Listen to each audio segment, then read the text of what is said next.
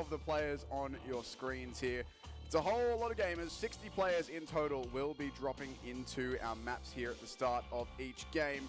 See it here on the stage. Erangel for map number 1 as the plane gets underway. We'll see here in just a second where we're going to be dropping, but the thing to look out for, once again, will be hot drops. That's what we're looking for. Yeah, it's going to be about who changes it up and who starts to get way more aggressive than yesterday. We knew that yesterday was going to be a bit more passive.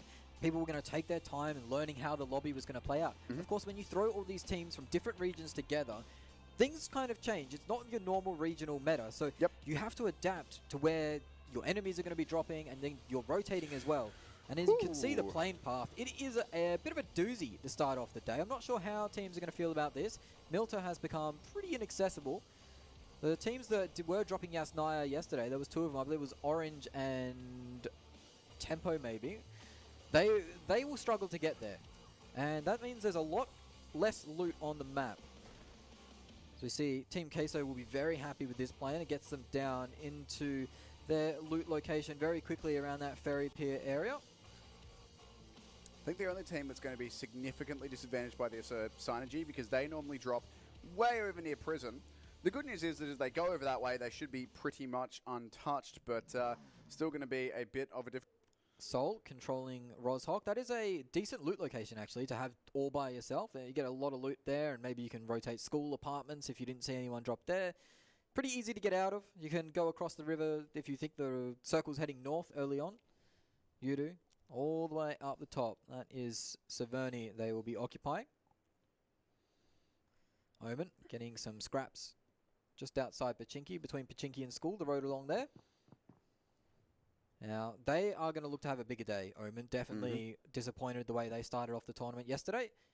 But only halfway through, things can turn around if they can. Time today. This is cheeky. Actually, this is very cheeky. To camp the bridge. It's an angle I've not seen before. He's got to be a little careful. It doesn't look like he's equipped too well. It looks like a level 1 silly hat. It is, and a level 1 silly vest. This is all information. He's going to let him go by. Pulls out the mini, got the M4. Oh, Crazy might be in a lot of trouble here. He spotted that this is the last rotator. Yeah, he's so late as well. He could just grab that kill and be untouched. He can go straight off the bridge into the water. No. Holds the trigger. Holds the trigger. So, maybe, has he got a vehicle to get out? Doesn't look like it. No. I mean, see, I thought his play there would be to take out the last player and then just drop off the bridge into the water or something and just immediately be out of the way. Unless they want to commit back for him. Pick him up. Yeah, they're coming back for him. Negra will come back for him, but they don't get any kills, but they also get a lot of regrouping to fight them as we see Always getting sprayed down. Cool Boy. XQF claimed the first kill of the day yesterday. Paraboy sniping him again, it is! He was waiting for that one perfectly. His teammates flushed him straight into him. That does mean a Tempo are going to know where he's coming from, so he probably will have to fall back a little bit, but no, never mind. He's just going straight for them. They'll know he's here. They've heard the gunfire. They've seen the knock, but... Rotated quite far. They're sitting actually in between Cloud9 and Sol at the moment. They've rotated very, very central, just east of Gatka. Ronak has been caught out by 4am, and that's another kill going their way. But Scouts actually returned onto Sark and onto Hasaki. So Scouts managed to find himself 2 here. The 1v1 duels, he's proving that he's up to the task. But here he comes, the leader so far. Hasaki's actually been confirmed out, so 4am losing members early. I really think Fnatic should be pushing this. This is 100% an engagement that you don't want to try and get away from. 4am are a terrifying team, but you've still got to go for it and do what you can. They're already down low enough in points. If they can stop 4am here, or at least hinder them, that'll be big. They've already knocked out 1 player, but they've taken some damage themselves. In fact, 2 players down for Fnatic. Yeah, Scouts on the move. Ash is hopping into the Darce here as well and trying to get out of there best he can. Will he manage to escape? No, he's in here with the mini Uzi. Has found him from quite a distance. Scout managing to get 1 point up on the board though for Fnatic. So they're not going to end on a goose egg, worst case scenario, but he is now the last player remaining as we see DKG get into the action as well on the southern side versus Orange. That was only a matter of time. Moxon manages to claim 1 of the kills and revive his mate who fell out of a car, funnily enough. So not the first time we've seen that from DKG. No, they do struggle with vehicles, and the concept of Rain is... Tempo. Goodness me. Yeah, Range he's found got, I think that's 2 or 3 knocks now onto FFQ. They've traded one back. Tucker, no. Is it going to be enough? Tucker's just jumped out of the car and binned himself trying to go back and help his team. That's not what you want to see at all. But Soul FFQ on the backside. Straight down to 3 players. Soul on the backside's actually found a hole in the Tempo Storm defense, and all of a sudden Nico is forced to throw out all the grenades he can, all the smokes to try and get his teammates up. Spec goes down in full to Mortal.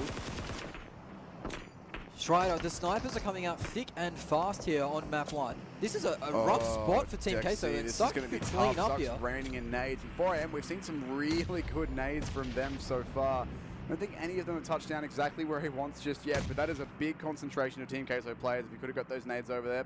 Needs to know for Svanovo. Yesterday, his nade game was on point. He cleaned up so many kills with that. His Tate has just rotated into the crosshairs of Suck. That is so unfortunate. The kill might be stolen, actually, and it is by Team Unique. Team Queso still in a very, very tough spot here, though. Trapped in the open between multiple teams. 4AM trying to make some space and pull back from it. FFQ are putting multiple teams here as well. And C9, once again, having to fight with XQF. Paraboy has all of them in his sights. They're all lined up for Paraboy here. They're stuck in the hut, and the forward aggression comes out from Coolboy, I believe it is, on the flank, pushing up onto the rocks. If he can get a nade in there, it's going to land sweet as it can. Sixless looks like he's actually found an angle to recover his North American brethren. Stopping Coolboy and Order in their tracks. Wi-Fi is the one to get the knock onto Order. So at least some pressure will be relieved at this point. C9, currently the hope of the North one. We're going to lose some more players here before they make it inside the circle. Svanovo is going to get involved and grab Yasho. He's still climbing around the grass here, but he's been found. 4AM are not able to cover it just yet either. He's actually been confirmed. 4AM down to 2, and Fnatic will go out in 11. Down to 1, it's Suck versus the world. Soul know where he is. These nades start to rain out. Jinhee's been confirmed, so it is just Suck left for 4AM, the current leaders. Regaltos pokes around, doesn't quite see him, but now Aman with the scout card. That is 4AM done. Viper claims it, and a great start so far for Team Soul as they've managed to pick up 6 kills. Going to go out in 8th place to some grenades. Yeah, they stacked up, and unfortunately they had a grenade line of sight on them. Coolboy is being picked off though, and Paraboy's in the sights. DKG moving forward, but it is Cloud9 getting sprayed down as well from the alternate angle. DKG have the perfect line here to ruin their competition. Percasas is hiding in that hut. Don't know how he's going to get out of there. XQF gone in 6th. I believe they only had 2 or 3 kills to their name too, so these are small games from these giant teams.